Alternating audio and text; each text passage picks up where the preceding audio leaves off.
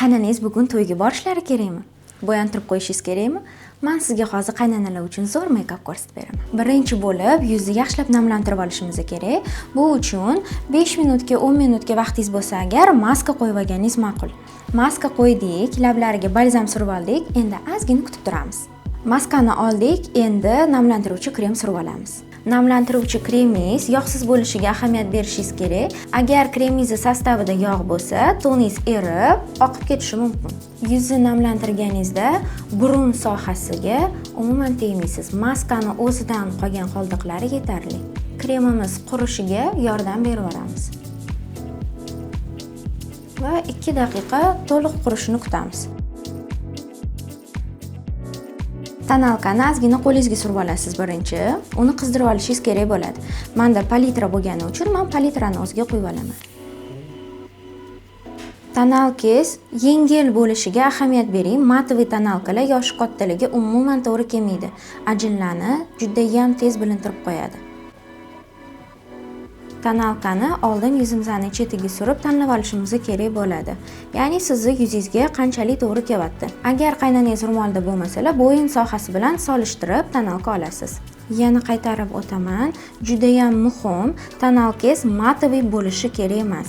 Yuzimizga bitta yengil sloy berdik, yopmagan qismlarini o'ziga uruvchi harakatlar bilan ikkinchi sloyini qo'yib olamiz.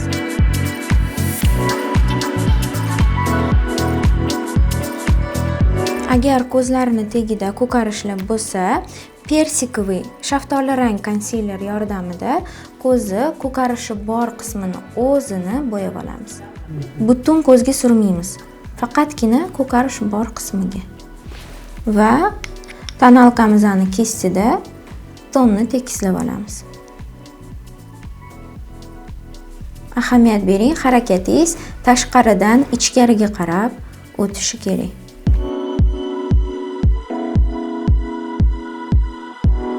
Endi pudra qismiga keldik. Pudrani juda ham kam ishlatishimiz kerak.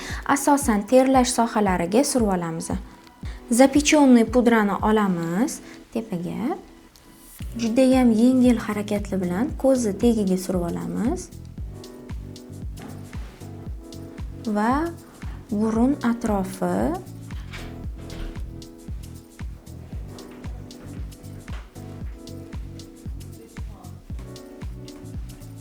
dag'anga va peshona qismiga suramiz.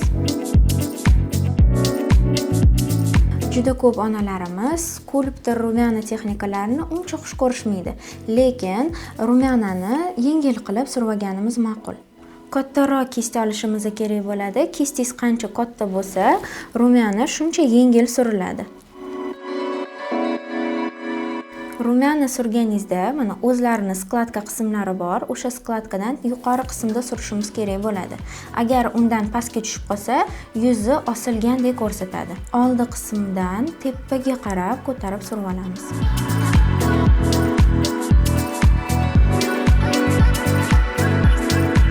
Tenimiz uzoq vaqt turib berishi uchun ko'zlarning ustiga konsiler yoki tonalkani qoldiqlarini surib olsak bo'ladi.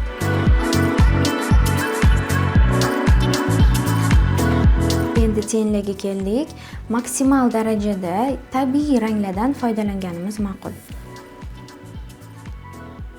Orbitalniy liniyadan yuqori qismini bo'yab olamiz. Orbitalniy liniya ko'zimizni ochgandagi mana bu chiziq orbitalniy liniya deyiladi. Uni yuqorisini och rang bilan fon berib bo'yab olamiz. Ko'zlarini mana bu qismlarida suyak juda ham baland chiqqan. Iloji boricha mana shu qismga to'q ranglarni ishlatmaganimiz ma'qul. Agar to'q rang ishlatadigan bo'lsak, suyaklari juda ham baland bo'lib ko'rinib ketib qoladi. Sal to'qroq rangdan olamiz. Ko'zimizni chet qismiga qo'yib bo'yab olamiz.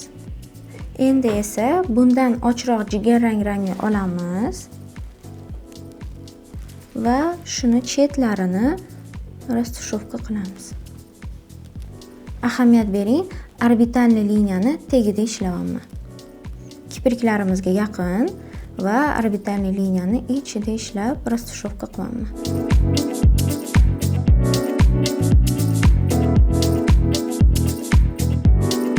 Agar to'q rangdan och rangga o'tishga qiynalsangiz, birinchi ochroq rangini surib olib, keyin to'qrog'ini surib rastashrovka qilsangiz ham bo'ladi.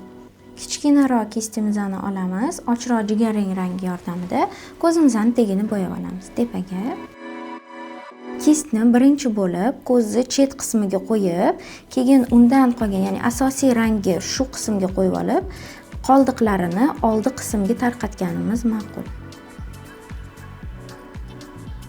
Shunda chet qismi to'qroq va ko'zi ichkarisiga qarab ocharib ketadi.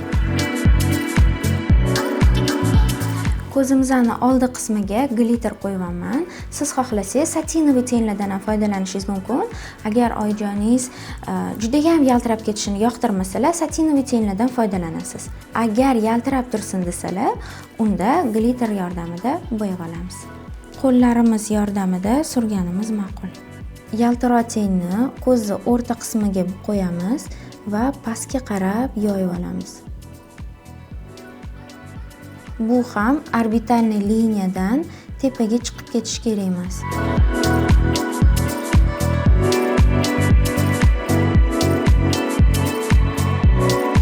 Oldin onalarimiz ko'zlariga surma qo'yishgan.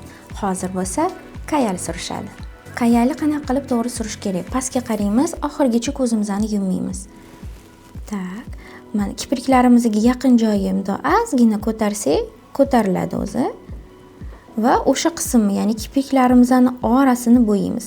Ko'zimizning slizistisini bo'yamaymiz. Faqatgina kipriklarimizni orasini bo'yaymiz.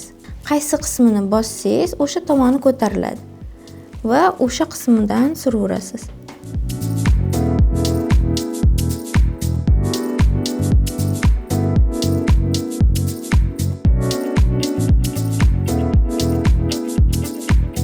Agar oyijoningiz xohlasalar, ko'zlarini tegi bilan qora qilib bo'yab qo'yishingiz mumkin.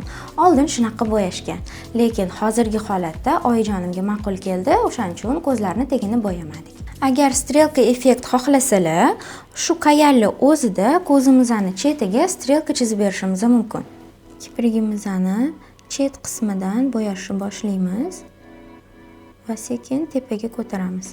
Bu effekt ko'zni cho'zish effekti hisoblanadi. Ya'ni bu strelka bo'lib strelka emas, ko'zi davomi. Ochamiz.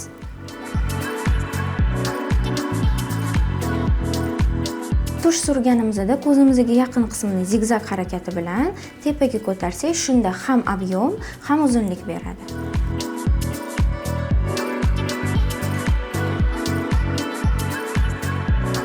Agar tush ko'zlariga surilib ketgan bo'lsa, oldin uni qurishini kutasiz, keyin vatniy palichka yordamida mana bu harakat bilan artib olasiz.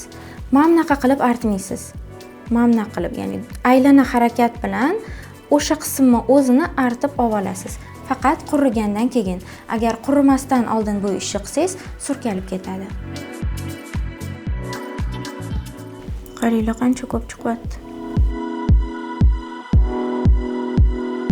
Qoshimizni ingichka qosh qalam yordamida tola effekt qilib chizib olamiz. Qarang. Nuqta qo'yasiz, ko'tarasiz. Shunda xuddi qoshingizni tolasini chizayotgandek ko'rinadi. Nuqta tepaga. Endi bularning holatlarida xos ko'rinmaydi, chunki qoshlarning tegi o'zi bo'yalgan.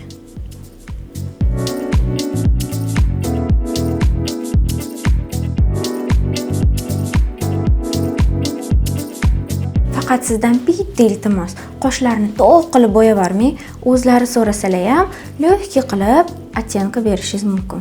To'q qilib bo'yaganingizda yoshlariga yana yosh qo'shib qo'yadi. Buni o'zlari bilmasliklari mumkin, lekin siz ko'rib turibsiz-ku. Fiksator yordamida qoshlarni tarab olamiz. Oldi qismini tepaga, yon qismini yon tomonga qarab taraymiz. Labimizdagi balzamni artib tashlaymiz. Lab konturidan chiqmasdan, ya'ni o'zini konturi bo'yicha bo'yab olaman. Agar pomadangiz matoviy bo'lsa, lablarini juda ham quritib qo'yadi. Iloji boricha tabiiyroq jigarrang rangi, hozir moda bo'lgan nudoviy ranglardan labimizni bo'yab olamiz. Labimizga blesk surib olamiz. fiksator yordamida meykapimizni fiksировать qilib olamiz. Tayyor.